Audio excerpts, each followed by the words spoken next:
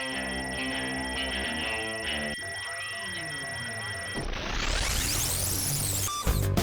what's up, everybody? Welcome to Comic Book Club of Alex, Justin. I'm Pete. And we have three great comics to talk about. I mean, don't review them early, though. Yeah, we have great. three They're all. people. I review them like A, B plus, and B minus. Would you say that? Would you Yeah, agree? totally. Great.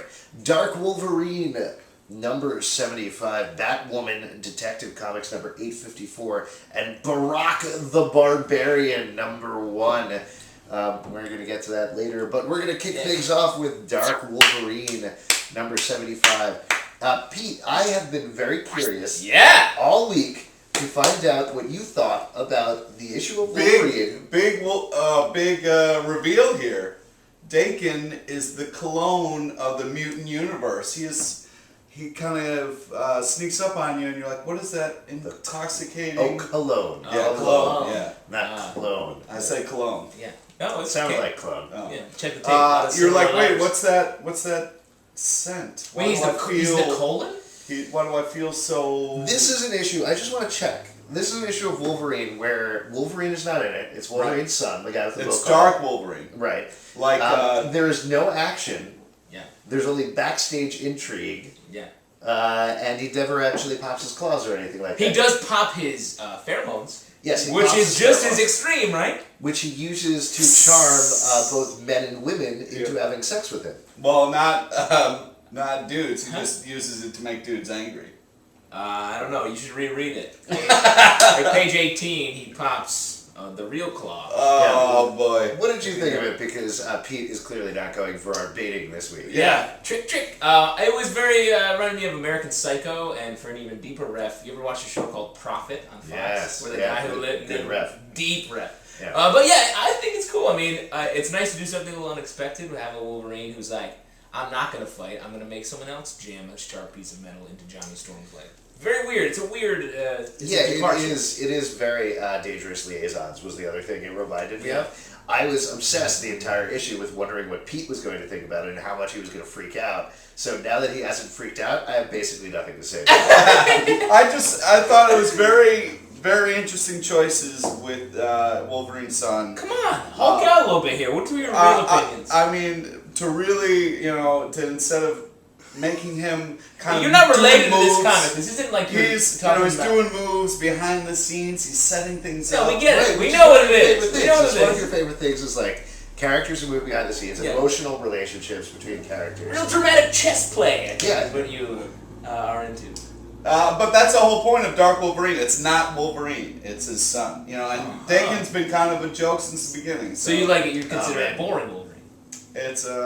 I wouldn't say Wolverine. It's Dakin. It's not. No, it says Wolverine. He's actually Wolverine now. And they released a preview recently that said "The End" over Wolverine's face, with his face torn off. So there's a slight possibility they're going to kill Wolverine, and then Wolverine will be all about using his sense to force people to do stuff. What would you think about that? There'll be a whole issue about him ordering a martini. That would be ridiculous. That's the kind of stuff you love, though. No, that would be ridiculous. Yeah, it'll be a very sort of like more of a Sex and the City kind of vibe. Yeah. I love that. I mean, I'm hoping that the next Dark Wolverine issue will be all about him, hanging out with the three of his other friends, and then them getting their nails done, and maybe what new tattoos he's gonna get. Pete, what happened to you? You used to get upset about stuff. You're different. You have changed. Your pills are different. I would say pick this up, by the way. Yeah, it's good. It's a good read. All right, this was my hands down favorite issue of the week, I'd say, actually. Oh, really? Batwoman Detective Comics 854. Finally, after what, 4 or 5 years, maybe? Maybe that's a little too much. Batwoman was introduced back in 52, I guess 3 years then. Yep.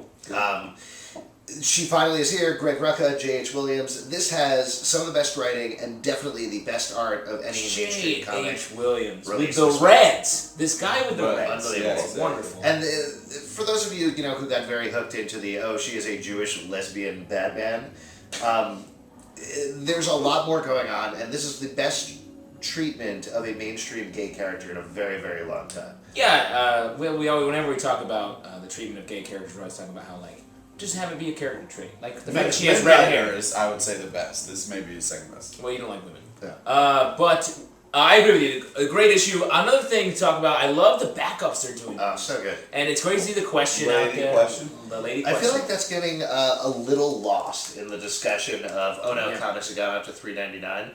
Comics have gone up to $3.99, and certainly in some cases it's like a 20-page story for $3.99. Yeah. But DC and Marvel are making a great effort to include backup features in the stories that bring the page count up to 40. Yeah. So, I really feel like that it's been a while since I've read a backup that usually backups are kind of like a joke.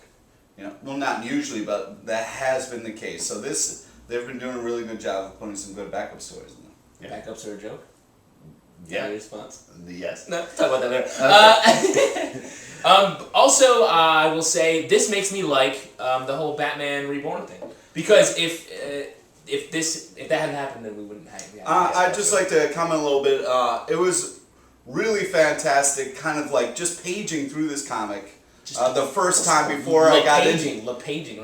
just kind of the art and the way the panels were set up were so enjoyable that I just kind of took a minute and just kind of went through it first before I went back and read everything, and it's very, very cool the way it's set up. Pete, before this week, you would have been like, oh, they had to go make Batman all naughty. They needed to make naughty I'm very upset. I thought it was a good point, you know.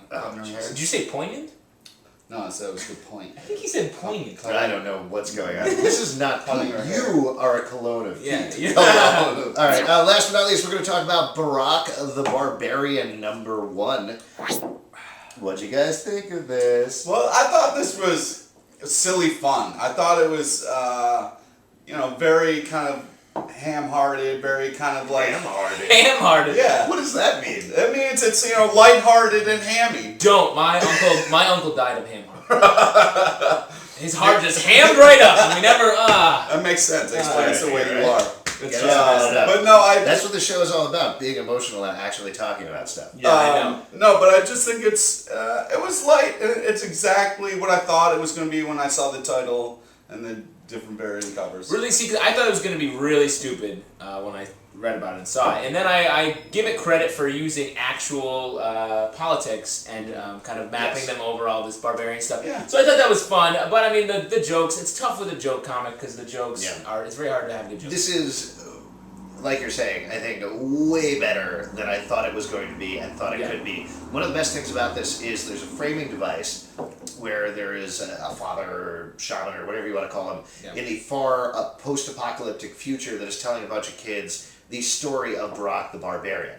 So all of the stuff that makes it like Conan is getting details wrong.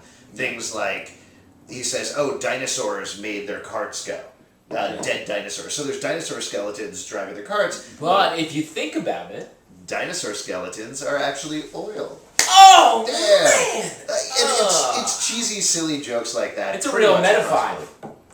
That's another joke. Another joke in there, because they need metaphor. They are cheesy jokes, but it's actually very well paced for what it is. I will be picking up the second issue, which is something I did not think I would be doing. Yeah. And if they can get past, this is totally silly, but if they can get past this initial arc, which is giving us information they've already done, the plan is to make it be about current events.